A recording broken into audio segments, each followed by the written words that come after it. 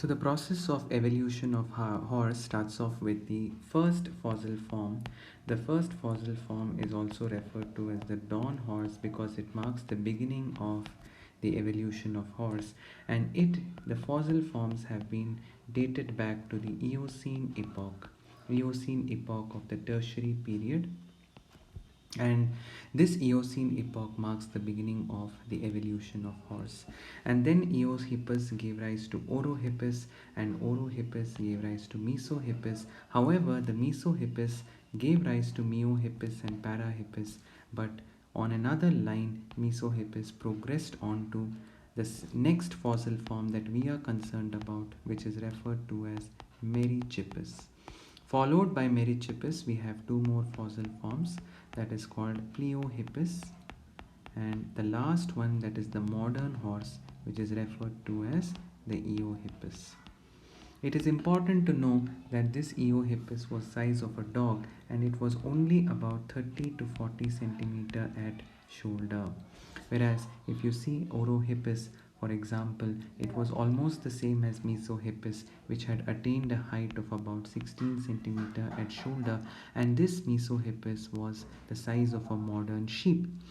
And now moving on to, now since Meohippus and Parahippus end blindly, we will progress along the second line where Mesohippus evolves into the next fossil form that is referred to as the Merychippus, which was about 100 centimeter at shoulder, followed by Pleohippus, which was 120 centimeter at shoulder, and the modern horse Eohippus, which is, sorry, the modern horse is not Eohippus, I'm extremely sorry, it is Equus, or the modern horse, which is 150 centimeter at the shoulders.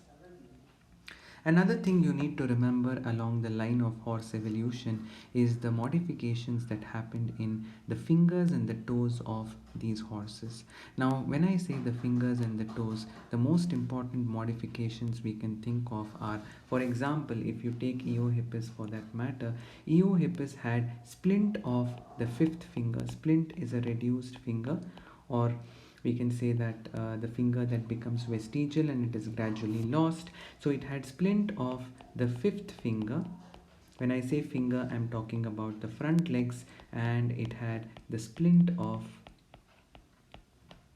the first and the fifth toe.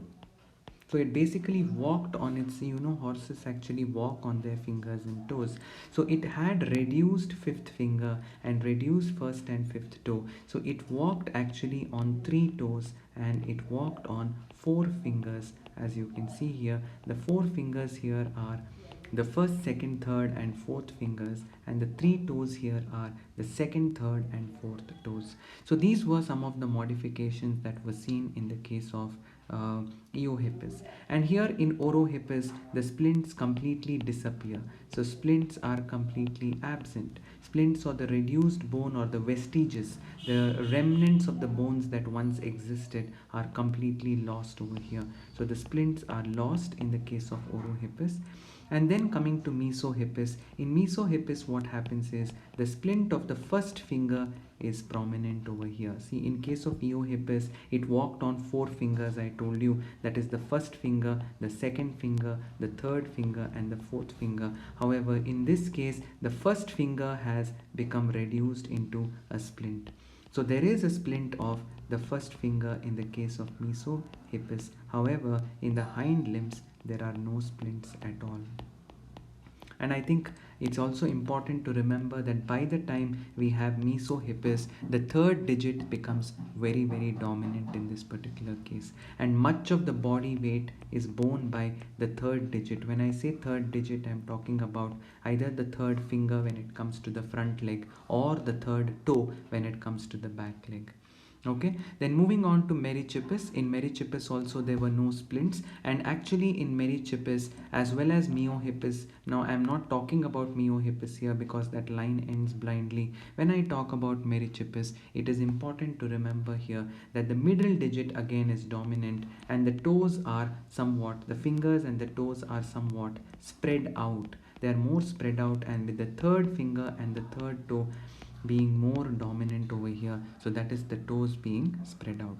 And the most important thing that you need to remember is about Pleohippus, because Pleohippus is the very first one-toed horse. It was the first horse fossil form, that is today it's a fossil, but when it lived it was the first form to actually walk on one finger and one toe. That's why it is referred to as the first one-toed horse. And of course in today's horse also, they walk on their third finger and their third digit, because all the other fingers and their third all the other fingers and toes have become have disappeared, except that we can see splints of the second and the third, sorry, the second and the fourth digits are very, very prominent.